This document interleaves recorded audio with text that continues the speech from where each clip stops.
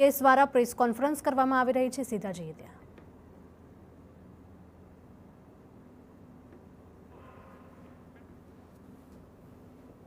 લેવામાં આવેલી આ લોકોને કાલે મેં કોર્ટમાં પ્રોડ્યુસ કર્યા છે વધારેના 5 આરોપીઓને અને એના રિમાન્ડ લેવામાં આવેલ છે। 8 દિવસના રિમાન્ડ આ લોકોને મળ્યા છે।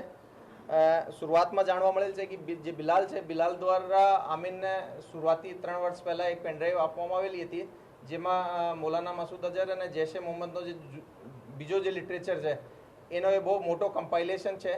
એમાંથી અમુક કિતાબોની આ લોકોએ પ્રિન્ટ આઉટ કાઢીને આપસમાં વેચણી કરતા હતા અને આ જે એક્સપ્લોસિવના આઈડિયા છે એ કિતાબ છે આમાંથી જ કે અકેલા મુજાહિદ જિહાદ કેસે કરે।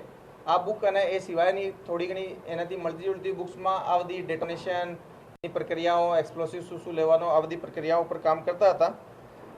કુલ મલાઈને કહી શકાય કે આ ગુજરાત એટીએસની કામગીરી હતી એ કે એ મોડ્યુલ જે કે બહારથી પણ સંપર્કમાં હતો અને જાતેથી અહીંયા પણ લિટરેચરના બેસિસ ઉપર એક્સપ્લોસિવ માટે એક્સપેરિમેન્ટ કરતો હતો। એના સમય ઉપર પકડી લેવામાં આવેલ છે। તો કુલ મળીને એમાં 13 આરોપીઓને હાલ સુધી અટક થઈ ગઈ છે।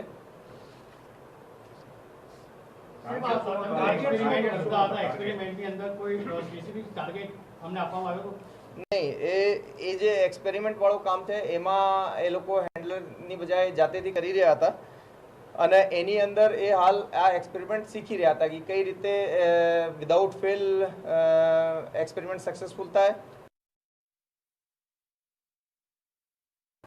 એમાં એક્સપ્લોસિવને સળગાવવાનો ટાઈમર લગાવીને ઘડી લગાવીને ડેટોનેટ કરવાનો એ બધું એક્સપેરિમેન્ટ કરી રહ્યા હતા। હાલ સુધીની તપાસમાં એ લોકો કોઈ ટાર્ગેટનું નામ અમને મળેલ નથી।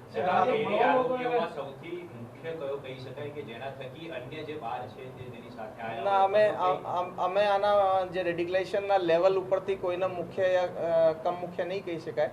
જે આપણે શરૂઆતના 8 આરોપીઓ પકડ્યા હતા એ ટાઈમ ઉપર અહેમદ અને ઇબ્રાહિમ એ બંને બહુ વધારે રેડિકલ લાગતા હતા અને એ લોકોએ ફોરેન હેન્ડલર જોડે કોન્ટેક્ટમાં હતા। ડ્યુરિંગ ઇન્વેસ્ટિગેશન જાણવા મળ્યો કે જે મોહમ્મદ સાઉદી છે એ પણ ફોરેન હેન્ડલર જોડે જડાઈને એ પર્ટિક્યુલર એની રીતે પણ રેડિકલ થયેલ હતા। જે મૌલવી ફોજાન છે એ લગભગ 15 વર્ષથી આ રીતની એક્ટિવિટીમાં સંકળાયેલો છે। 15 વર્ષથી એ ઘણા બધા મૌલાના મસૂદ અઝહરના બયાનો સાંભળે અને સ્ટુડન્ટ્સને પણ એમાં બદલે રેડિકલાઇઝ કરતો હતો।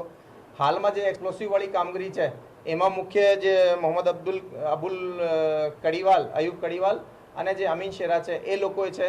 તો એમાં જે દરેક માણસો છે એનો જેટલો ઇન્ટ્રોગેશન કરીએ છીએ તો એ ઉપરથી અમે કોઈ એક મેન હોય અને બીજા નહીં હોય એવું નહીં કહી શકીએ, પરંતુ મોટા ભાગે બધા લોકોએ એના રોલમાં કામ કરી રહ્યા હતા। સાહેબ, આજે એક્સપ્લોસિવની કામગીરી કરતા હતા તો આસપાસના વિસ્તારની અંદર જાણે કોઈને જાણ હતી કે કેમ તેઓની કોઈ સંડોવણી હતી કે કેમ તે અંગે કોઈ તપાસ કે એ હાલ જે એક્સપ્લોસિવ નો પ્રયાસ કરી રહ્યા હતા ફોડવાનો એમાં એ મુખ્ય આરોપીઓ અમને મળી આવેલ છે। પ્રાથમિક રીતે જે સાઇટ્સ ઉપર એ લોકોએ આ એક્સપેરિમેન્ટ કરતા હતા એ અવાવરું અને દૂર દરાજની જગ્યા છે જ્યાં અગર કોઈ ચીજ સળગે યા પછી થોડી બ્લાસ્ટિંગની આવાજ આવે તો થોડો ઓછા લોકોને ખબર પડે, પણ તેમ છતાંય જે લોકો એમાં ઇન્વોલ્વ બીજા પણ અમને ડ્યુરિંગ ઇન્વેસ્ટિગેશન મળશે તો એના પણ અમે કાર્યવાહી કરશું।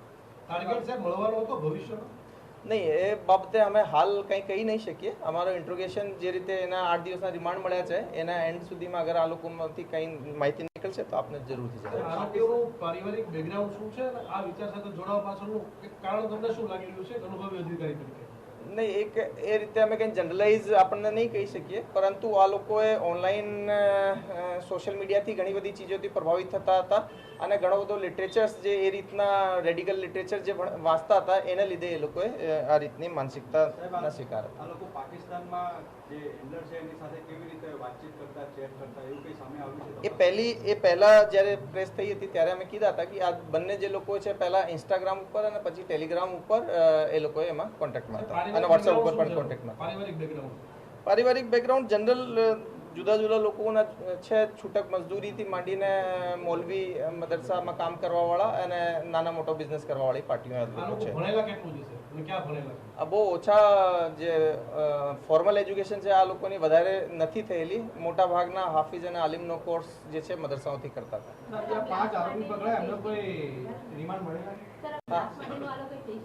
શોપિંગ કર્યું એના માટે ફંડિંગ મળ્યું હતું કે એમના પોતાના ખર્ચે આ કર્યું? નહીં, એ લોકો એને પાસે જે પૈસા હોય એમાંથી સેવિંગ કરીને આ ચીજો પરચેસ કરી.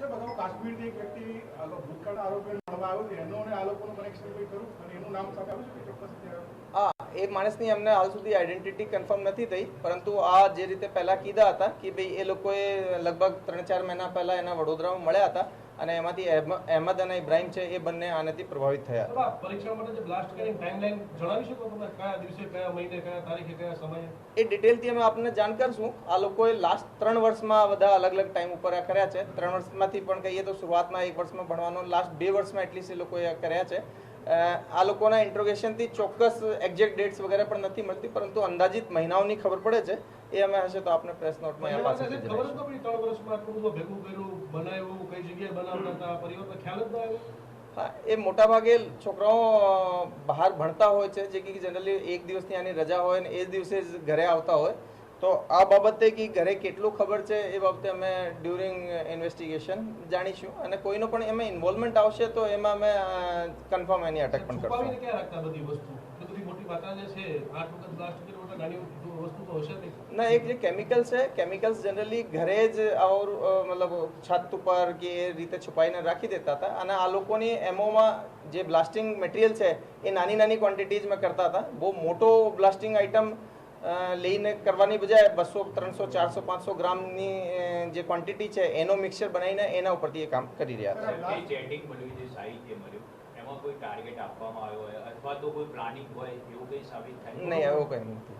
સાહેબ, આ લોકોના કોન્ટેક્ટમાં અન્ય કેટલા લોકો હજુ હોઈ શકે એવું કંઈ તપાસમાં સામે? જો એક મોટો મોડ્યુલ પકડાણો છે, એમાં ઓલરેડી 13 લોકોની ધરપકડ થઈ ગઈ છે. ઘણા બધા એવા વિટનેસ પણ અમે મળી રહ્યા છે જે કે આ લોકોની એક્ટિવિટી બાબતમાં થોડી ઘણી જાણકારી રાખતા હતા. જેનો કોઈ એવો રોલ આવી રહ્યો હોય એ બાબતે આપણે હાલ તપાસ ચાલુ છે અને જેનો પણ એવો રોલ આવશે અમે એને અટક કરશું. ઘણી બધી જગ્યાએ ધમકીઓ મળતી હોય છે, મેલ મળી રહ્યા હતા, શું એમાં લોકોનો હાથ હોય શકે?